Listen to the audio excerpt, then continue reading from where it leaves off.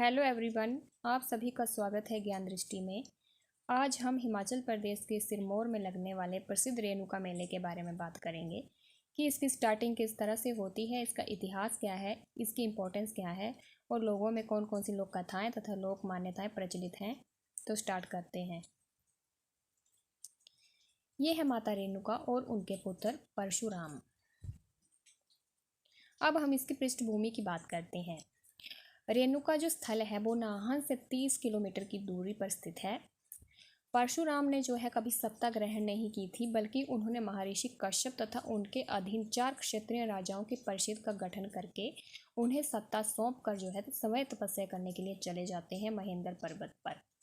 जब उनकी माता रेणुका अपने पुत्र को याद करती है कि मुझे अपने पुत्र परशुराम से मिलना है, तो इसका पता जब परशुराम जी को चलता है। जब वो तपस्या कर रहे तो वे माता के समक्ष प्रकट हो जाते हैं और अपनी माता से कहते हैं कि माँ, मैं सदैव आपके साथ जो है नहीं रह सकता हूँ, क्योंकि मैंने लोक कल्याण के लिए तपस्या का मार्ग चुना है। परंतु मैं आपको वचन दे सकता हूँ कि मैं वर्ष में एक बार 1.5 दिन के लिए आपसे मिलने के लिए अवश्य आया करूँगा। और तभी से जो है वो परशुराम दशमी को अपनी माता से मिलने के लिए जो है हर वर्ष 1.5 दिन के लिए आते हैं। ये एक लोक कथा है।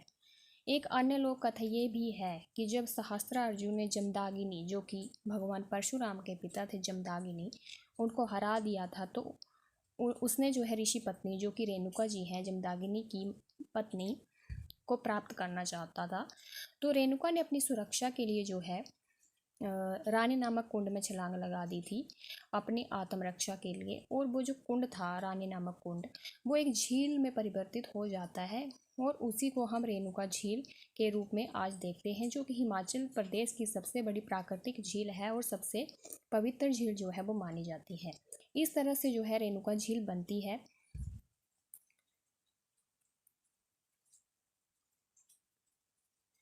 अब बात करते हैं कि मेले का आरंभ कैसे होता है।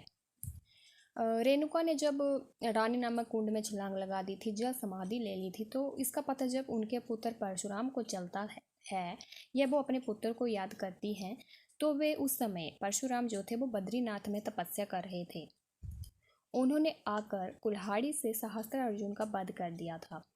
उसके बाद ऋषि और ऋषि पत्नी वहाँ पर रहने लगे थे। ऋषि और ऋषि पत्नी जो जमदागिनी थे और उनकी पत्नी जो रेणुका थी, परशुराम की माता पिता, वो वहाँ पर रहने लगते हैं।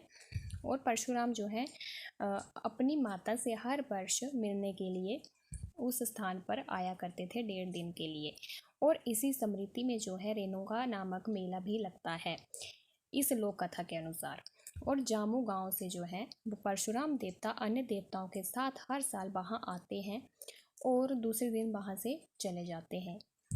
एक अन्य लोक कथा ये भी प्रचलित है कि परशुराम ने अपने पिता के कहने पर अपनी माता रेणुका का वध कर दिया था और फिर अपने ही पिता के कहने पर उन्हें जीवित भी कर दिया था। लेकिन ये जो लोक कथा है वो इतनी ऑथेंटिक नहीं लगती है, लेकिन फिर भी ये बात कही गई है तो इसके पीछे कुछ न कुछ लॉजिक अवश्य होगा। इसके बाद जो है इस मेले में जो है भारी संख्या में लोग जो हैं वो सम्मिलित होते हैं। हिमाचल प्रदेश के अलग अलग क्षेत्रों से देवी देवता जो है इस मेले में सम्मिलित होते हैं और इस मेले की शोभा को बढ़ाते हैं।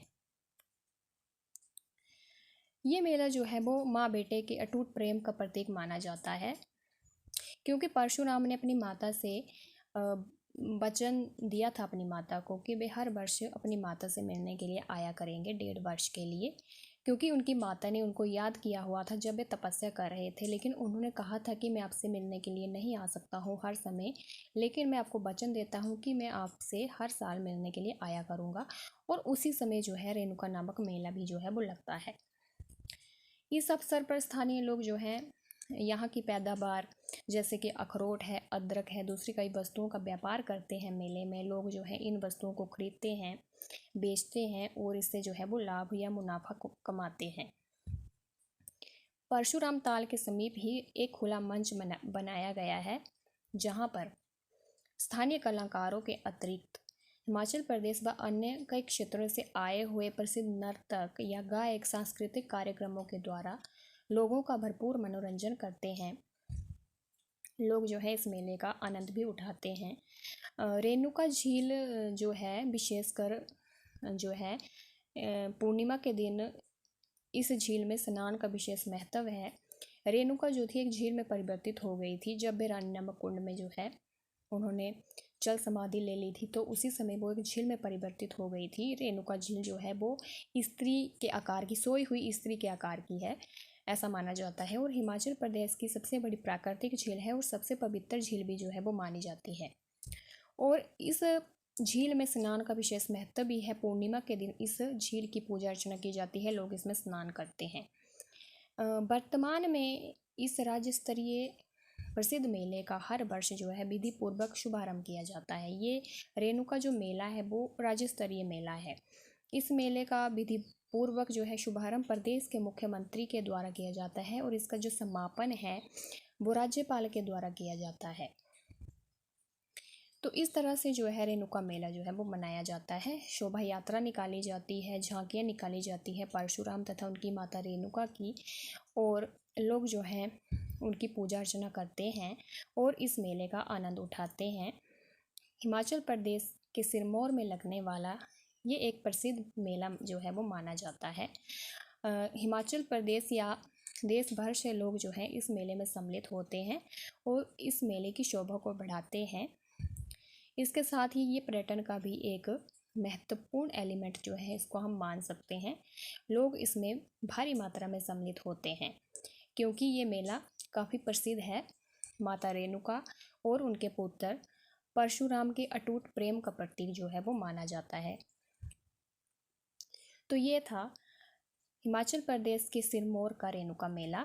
आई होप आपको आज की जानकारी अच्छी लगी होगी। ऐसी ही और वीडियो देखने के लिए हमारे चैनल ज्ञान दृष्टि को जरूर से सब्सक्राइब करें।